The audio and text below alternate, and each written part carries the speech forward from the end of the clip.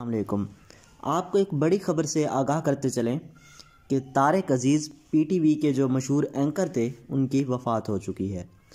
اب ان کی وفات کیسے ہوئی اس بارے میں تھوڑی سی کنٹروورسی پائی جا رہی ہے۔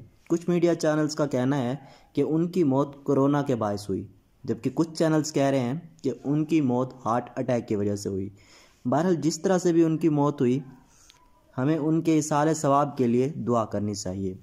اب تھوڑا سا ہم جان لیتے ہیں کہ ان کی بایوگرافی کیا ہے اور ان نے کہاں سے سٹارٹ کیا اور یہ کیا کرتے تھے۔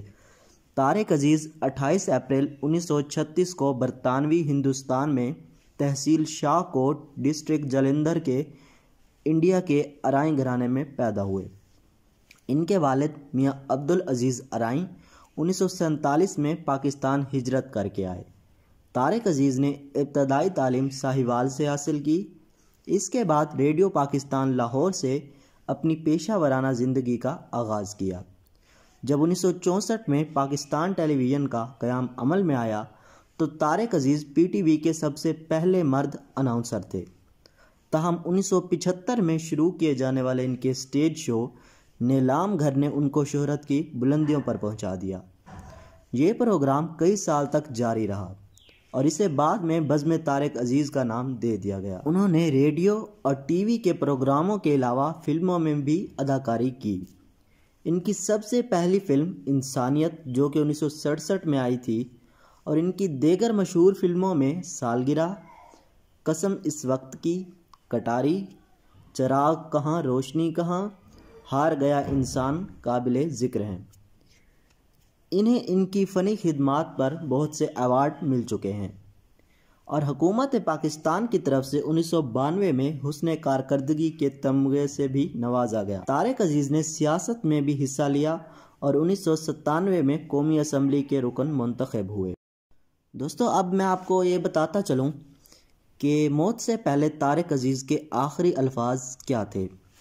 انہوں نے آخری ٹویٹ جو کیا اس میں ان کے الفاظ کچھ یوں ہیں: یوں لگتا ہے وقت تھم گیا ہے، رواں دواں زندگی رک گئی ہے، کئی دنوں سے بستر پر لیٹے لیٹے سوچ رہا ہوں کہ آزادانہ نقل و حرکت بھی مالک کی کتنی بڑی نعمت تھی، نہ جانے پرانا وقت کب لوٹ کے آتا ہے، ابھی تو کوئی امید نظر نہیں آ رہی۔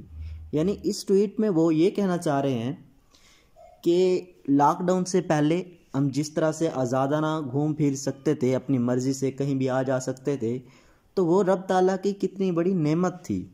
اور اب جو ہم لاک ڈاؤن میں ہیں، گھر سے باہر بھی نہیں جا سکتے، سوشل ڈسٹینسنگ لازمی قرار دے دی گئی ہے، تو یہ مطلب انسان اس سے اکتا گیا ہے۔ بہرحال آج کی اس ویڈیو سے ہم یہ سیکھتے ہیں کہ چاہے کوئی بھی انسان ہو، چاہے ایک عام سا انسان ہو، چاہے شوبز کی کوئی بڑی پرسنالٹی ہو، چاہے پولیٹیشین ہو، ہر ایک انسان کو اس دنیا سے جانا ہی جانا ہے۔